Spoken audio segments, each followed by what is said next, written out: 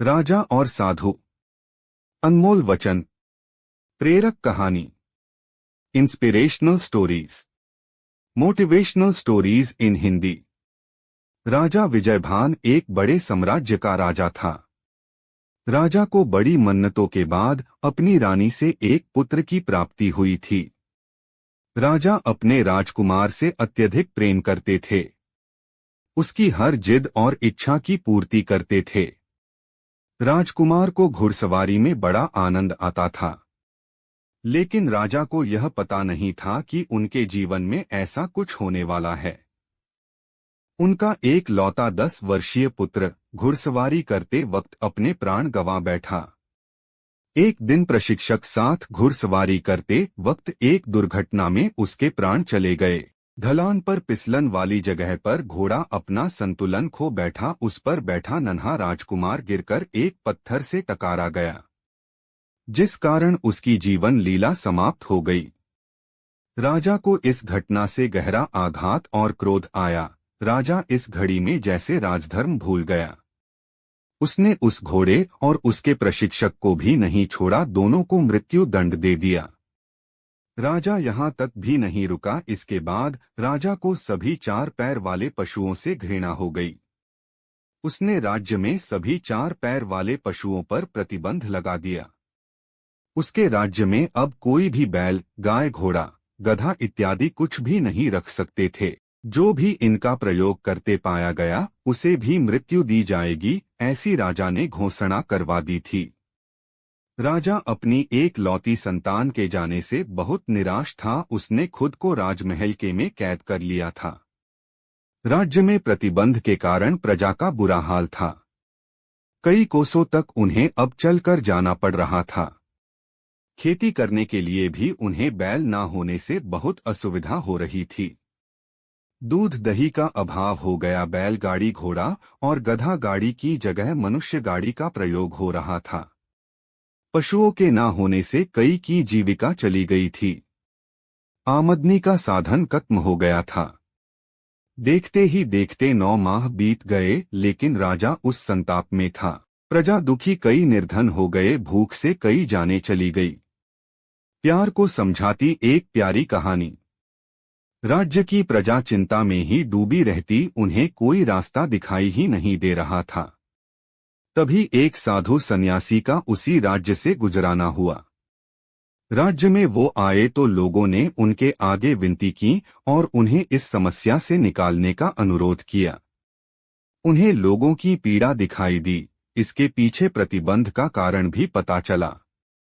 साधु ने राजा से मिलने का निर्णय किया। वो राजमहल गए और राजा से मिलने को कहा। राजा किसी से भेंट नहीं कर रहे थे, इसलिए राजा ने यह संदेश भिजवा दिया कि आप जाएं। राजा अभी दुखी है। उस साधु ने कहा कि मैं उनके पुत्र के विषय में ही उनसे कुछ चर्चा करने आया हूं। राजा यह सुनकर उनके सामने उपस्थित हुआ। राजा ने उन्हें प्रमाण कर कहा कि आप क्या बात करना चाहते हैं। उन्होंने कहा कि हे राजन, आपने गलत ही पशुओं पर प्रतिबंध लगा दिया। आपके पुत्र की मृत्यु का कुछ और कारण है।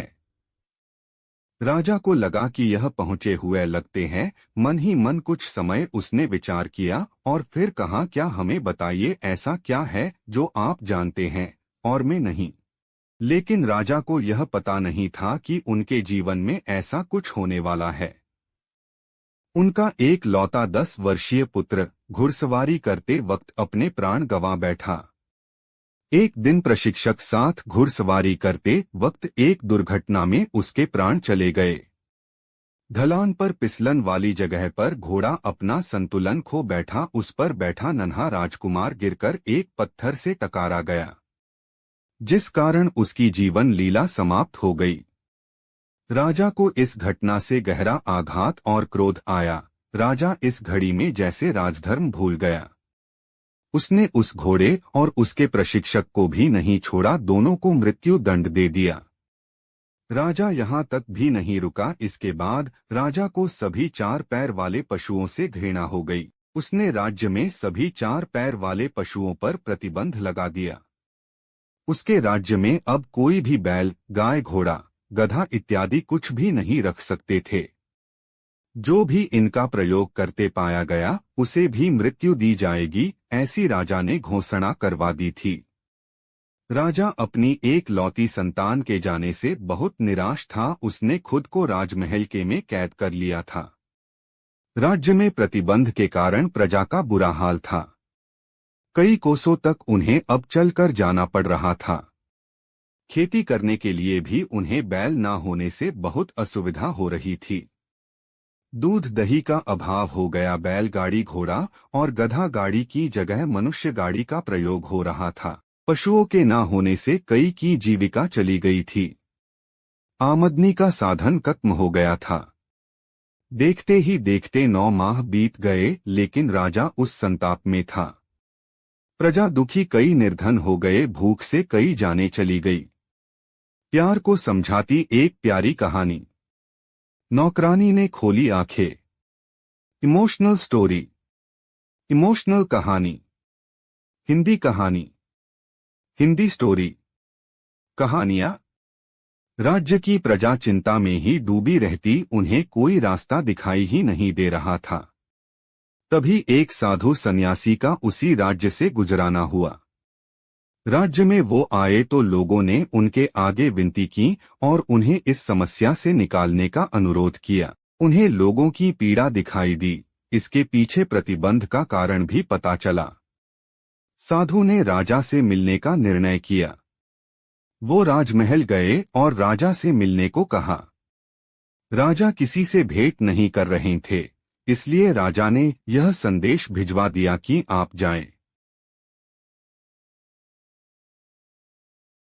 राजा अभी दुखी है। उस साधु ने कहा कि मैं उनके पुत्र के विषय में ही उनसे कुछ चर्चा करने आया हूं। राजा यह सुनकर उनके सामने उपस्थित हुआ। राजा ने उन्हें प्रमाण कर कहा कि आप क्या बात करना चाहते हैं। उन्होंने कहा कि हे राजन, आपने गलत ही पशुओं पर प्रतिबंध लगा दिया। आपके पुत्र की मृत्यु का कुछ और कारण है।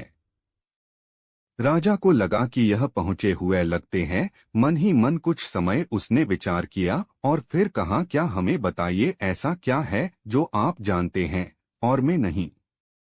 उन्होंने कहा कि जल डॉट।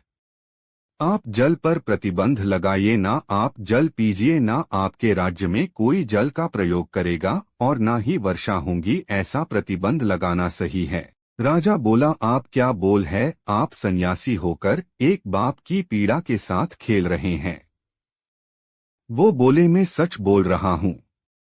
घोड़ा अपने आप नहीं पिसला, वह फिसलन थी डॉट, क्योंकि घोड़ा फिसलन से फिसला और वो जल के कारण होती है।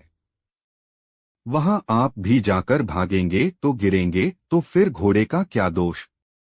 वो फिर बोले कि तुमने उस घोड़े के और उसके प्रशिक्षित के प्राण ले लिए, पर तुमने अपने प्राण नहीं लिए, क्योंकि वो घोड़ा और उसके प्रशिक्षण करने वाले को तुम ही यहाँ लाए थे, वो अपने आप यहाँ नहीं आए। तो बहुत गहरे में देखा जाए तो असली दोषी तो तुम हो। ना तुम उन्हें यहाँ लाते, ना तुम्हारा पुत्र प्राण गवाता। वो बोले, राजा, तुम्हें सबसे पहले अपने आप को दंड देना था। क्या वर्षा पर प्रतिबंध लगा सकते हो? अगर उस घटना की जड़ में जाओगे तो कुछ और ही कारण तुम्हारे समक्ष आएंगे। तुम राजा हो और राजा का पहला धर्म प्रजा पालन है, एक पिता की भांति।